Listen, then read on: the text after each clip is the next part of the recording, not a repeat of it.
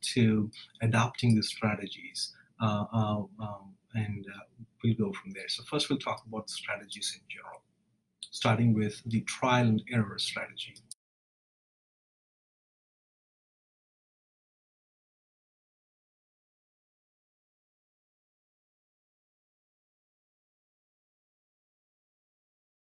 Let's talk about strategy one, trial and error. Remember this cage? Remember the Thorndike's law of effects?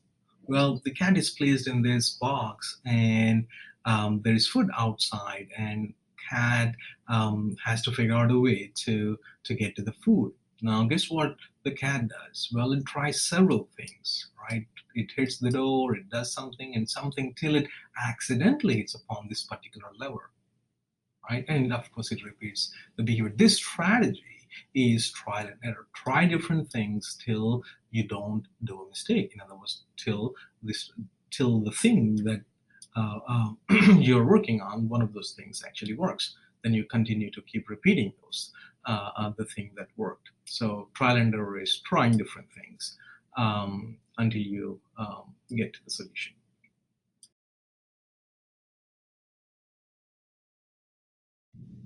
Okay, let's talk about the second strategy now, the insight.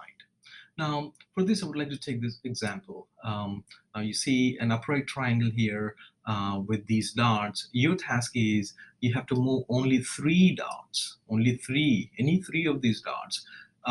By moving such, but by doing so, you have to convert these upward-facing triangle to a downward-facing triangle. So I want you to pause here for a second and see if you can find a solution to this problem. Well, I hope you tried. Now, what did you do? Did you try every possible solution there is? Then that is a trial and error approach. You're trying different things till you find an answer. And most of the times it may not work, or the other thing people usually do is sit back and keep thinking about it till accidentally, or you come up with a flash of idea that leads to the correct solution. And usually in problems like these, when you actually keep thinking about stuff, the answers come to you eventually. So the actual solution for this problem is this. You're moving only 3 dots. The first dot you move is this. You bring it here. Oh, sorry. You bring it here, right? And you move the other dots. One here, the other here, as shown in this particular picture over here. So now, if you thought about it for a while, you'll immediately suddenly come up with an answer that is called insight. Now, insight is a very interesting thing in the sense that you are coming with an answer from nowhere. But keep in mind that insight requires one to think about a particular problem for a prolonged period of time, over days, months, or who knows, years. Then you come up with an answer to the solution. One good example of this is Archimedes, and he was working on a specific problem related to I don't remember the specifics, but the weight of the body immersed in water and the weight of the water that overflows. So he was taking a bath one day in a bathtub, and suddenly he realized the solution to the problem. Well, it did not just come to him, but he thought about it so much so that he was able to restructure his problem space.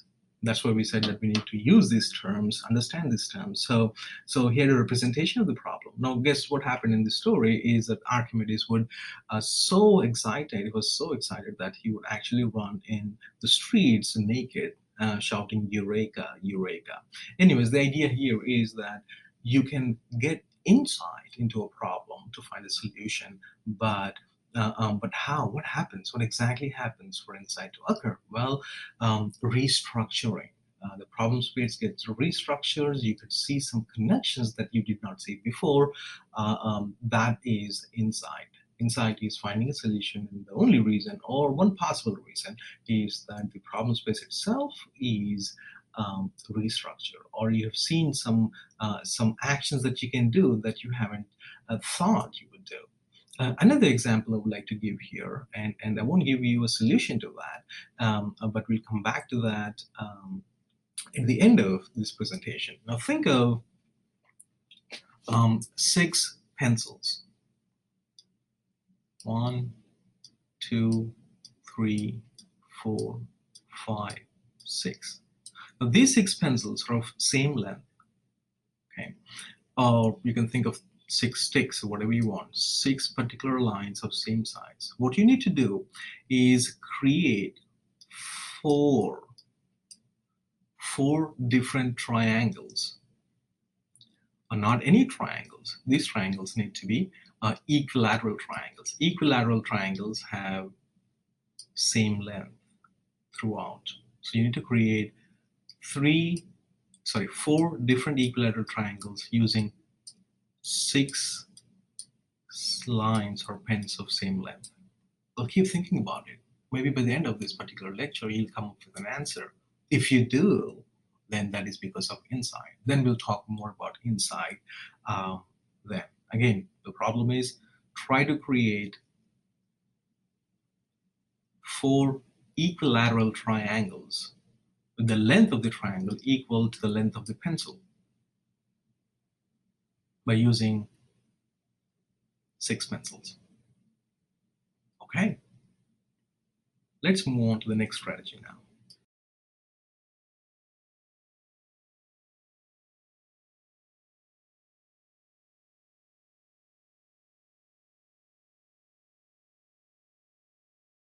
The next strategy number 3, is algorithm. Now, algorithms are step-by-step instructions or procedures for solving a particular problem. For example, if I ask you, what is 33 times 96? 33 times 96. Well, you may not answer right away unless you have some strategies that you've learned in your arithmetic class, but there is a way to find this. If given time, you'll definitely find a solution to the problem because there is a procedure, a step-by-step procedure to follow. And if you follow that, you have a solution. So algorithm is one such strategy that guarantees a solution to you. But it takes a long time. For example, problems like 2, 9, 6, 7, 8 times 3, 2, 4, 6, 7. Well, you can apply algorithm to find the answer, which is the actual process of multiplication, but it takes time. Same with insight. You don't just get an insight. By the way, did you find a solution to the problem about 6 pencils, 4 equilateral triangles? Keep thinking. So insight, again, you have to keep thinking till you get to the solution. So algorithms guarantee a solution. Algorithms guarantee a solution. So long as you follow the rules, you can get to the solution. Now, the programs, so the computer programs are algorithms. So when you enter a specific instruction, it has a software in it, a program in it that actually has step-by-step instructions about what to do. Hence, you have the solution to the problem. Another example of algorithms would be think about the what is that? Watson.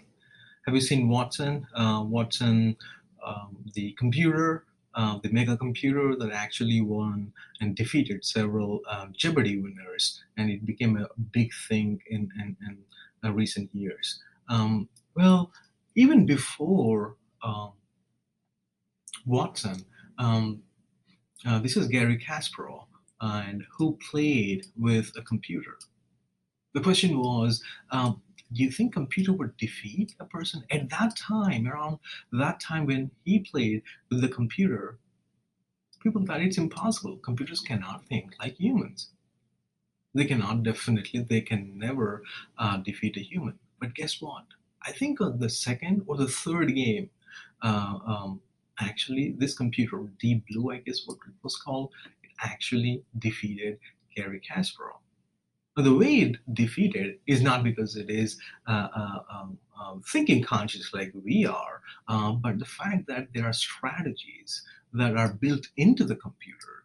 These strategies are algorithms. Like if this, and this, then do this. If this, and this, then do this. So a set of instructions are created, and the computer lays its instructions based on the situations that are given to the computer, which is based on the way Gary Kasparov reacts or responds in that game. Now, keep in mind that as humans, no matter if we are Gary Kasparov or anyone, we are limited in terms of the number of steps you can go through, whereas computers are not. So again, the basic idea here is the algorithm, which is a set of instructions given for a specific problem to find a specific solution. Let's move on to the next strategy. Oh, by the way, did you find the answer to the question?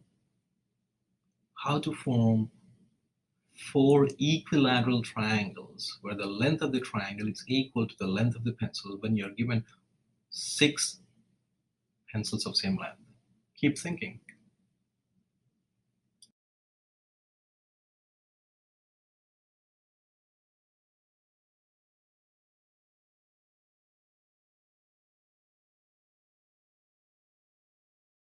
Well, algorithms definitely guarantee you a solution because of the set instructions. And if you follow the procedure, you get to the solution. Although they guarantee, the problem with the algorithm is that the real life problems do not have an algorithm. There is no algorithm that would guarantee you that you can become a millionaire. There is no algorithm that can guarantee you that you can become, or you, this is how you can become a doctor or engineer or a president of the United States or anything. So real life problems do not have algorithms. Well, there is closest we can get to the algorithm though. It's called a working algorithm. A working algorithm is one that doesn't guarantee you the solution, but at least it increases your chances of finding the solution. For instance, if you want to be a millionaire, well, you can practice, and go to the other smaller events and practice, test your memory, learn more, learn some mnemonic techniques, or try different things, and definitely it will increase your chances, but it won't guarantee you. It's a working algorithm. Let's say you want to become a doctor. Study studiously in college, in high school, then take pre-med, then go for MCAT, then MLE. If you do all these things, then the chances of you becoming a doctor are higher, but does it guarantee? No. So the problem with algorithm is that not all problems, in fact, most problems are ill-structured problems. They are not well-structured problems. Well-structured problems have algorithms, but real life has a lot of ill-structured problems with no specific algorithm.